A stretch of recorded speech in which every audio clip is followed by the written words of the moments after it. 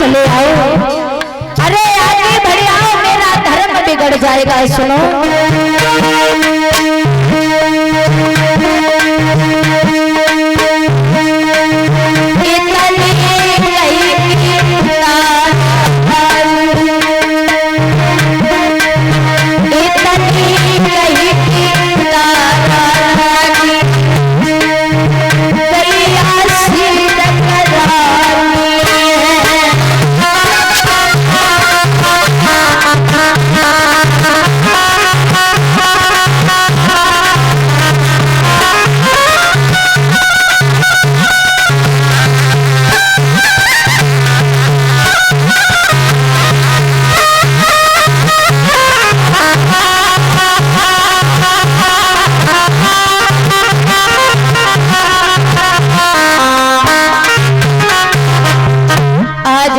मैया को जब पानी, रोहतास को जब पानी नहीं पीने दिया मेरी माताओं, राजा हरिश्चंद्र आगे को और बढ़े हैं। मेरी माताओं जैसी काशी नगरिया में पहुंचे हैं, उस काशी नगर में आवाज लगा दी विश्वामित्र ने कि जिनको पुरुष खरीदना है, जिनको नारी खरीदना है, वो मेरे पास आ जाए। आज इंसान 3 बिछने के लिए आए हुए हैं। मेरी माताओं आज राजा हरिश्चंद्र, तारा मैया, रोहतास गुटते हैं, वही जिसने मेहतर और मेहतरानी ने जो सतव्रत राजा गधा बन गए थे, जैसे गधा बने हुए थे तो तारा रानी ये मेहतरानी के जल डालने से जब मनुष्य बने हैं।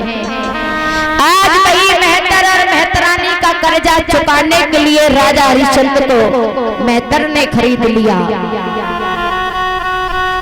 तारा रानी रोहतास को ब्राह्मण ने खरीद लिया। मेरी माताओं इस प्रकार से आज राजा हरिश्चंद्र मरघट पर पहरा लगा रहे हैं। तारा मैया रसोई को तप रही हैं। इधर एक बार तारा मैया पानी भरने के लिए जब घड़ा लेकर जाती हैं, इधर से राजा हरिश्चंद्र भी जाते हैं सरोवर पर। तारा मैया ने तो अपना घड़ा उठा लिया, लेकिन राजा हरिश्चंद्र का उठ नहीं रहा था। उन्होंने कहा कि मेरे घड़े को उठवा दो, तो तारा रानी ने कहा कि महाराज मैं ब्राह्मण कुल से हैं और आप मेहतर घर से, इसलिए मैं घड़ा नहीं उठवा सकते। तारा रानी ने कहा कि आप जल के अंदर घुस जाओ, तो जल के अंदर घुसोगे तो हो सकता है कि आपका घड़ा उठ जाएगा, पार पर रख लो। राजा हरिश्चंद्र ने अपना इसी प्रकार से घड़ा को उठा तो लिया। मेरी माताओं इधर तारा मैया जैसी रसोई करने लगी हैं, तो ब्राह्मण ने कहा कि तारा रानी अपने बेटे रोहतास को भेज दो, बाग में चला जाए, फूल लेके आए। तारा मैया को पता ही नहीं था कि मेरे साथ क्या होगा। आज रोहतास जैसे फूल तोड़ने के लिए जाता है, मेरी माताओं विश्वामित्र जी ने विलंब नहीं किया। जो फूल रोहतास तोड़ने के लिए जा रहा था, उसी फूल में विश्वामित्र जी एक सर्प बनकर बैठ जाते हैं। जैसे रोहतास ने हाथ बढ़ाया, परीक्षित महाराज आज विश्वामित्र जी ने बेटा रोहतास को खा लिया है। इधर आवाज लगा दी कि एक मैया का पुत्र है, बाग में पड़ा हुआ है, सांप ने काट लिया है, आज वो बाग में रो रहा है। मेरी माताओं तारा मैया को पता था कि मेरा रोहतास फूल तोड़ने के लिए गया है। मेरी माताओं ध्यान जरूर देना। तारा मैया रसोई से खड़ी हुई और खड़ी होकर के भागती हुई रोहतास बेटा के पास पहुंची हैं। आज जैसी रोहतास के पास पहुंची मेरी माताओं, तो रोहतास को जब देखा है तो भूमि पर पड़ा हुआ था। तारा मैया रोहिदास को देख करके रोने लगी, बेटा ये तेरा हाल कैसे हुआ है? मेरे लाल उठ जाओ। मैया तारा रानी रोहिदास को गोदी में लिया और कहा कि भगवान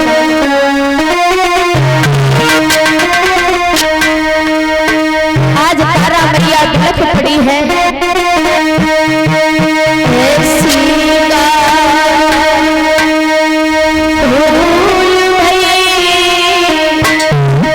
बेटा रोहिदास, अगर मुझे पता होता तो तुम्हें भेजते नहीं।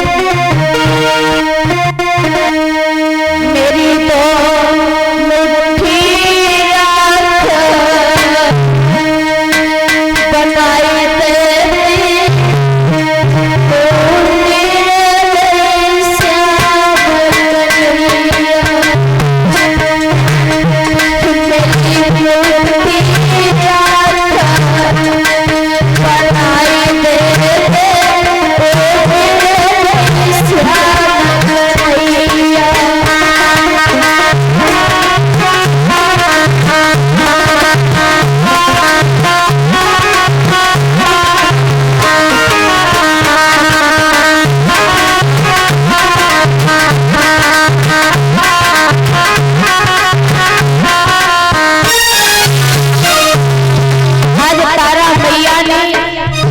भगवान से कहा कि अगर मेरे बेटा की मृत्यु हो जाएगी। मेरे पिया ने मेरा साथ छोड़ दिया, लेकिन कन्हैया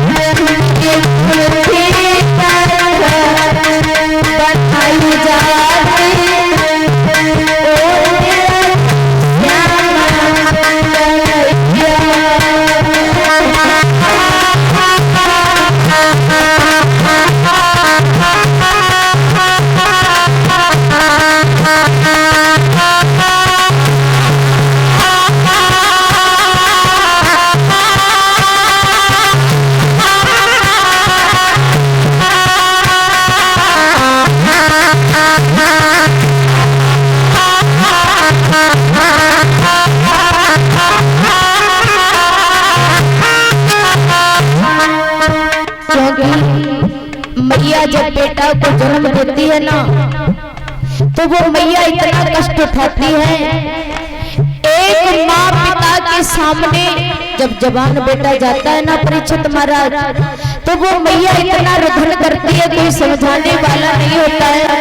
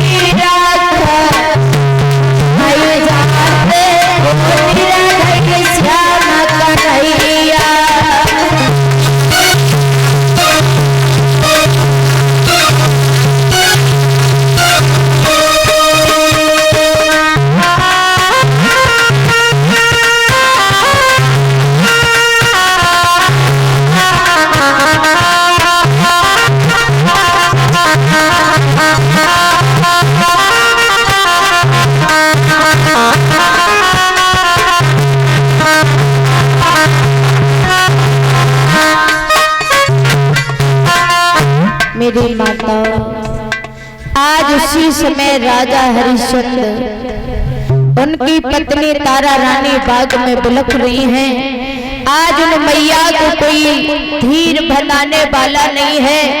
तारा मैया ने अपने शरीर से साड़ी को उतारी और साड़ी को उतार करके आधी साड़ी रोहिदास के शरीर पर लपेट देती है।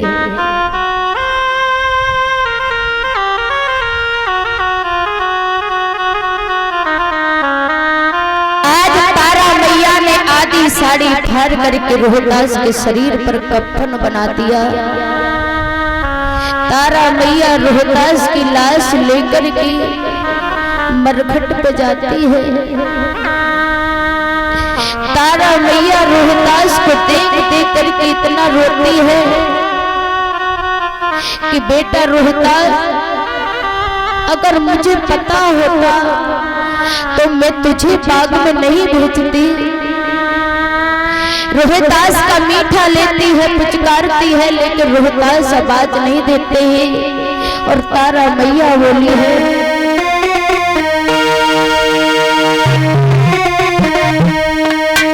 मेरी गोदी को छोड़ और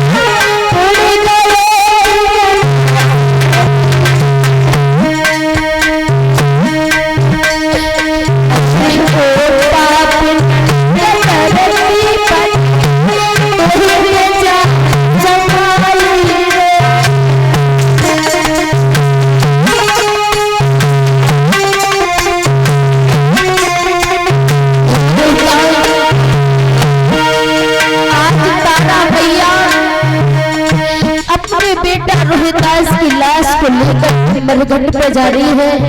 हे विधाता,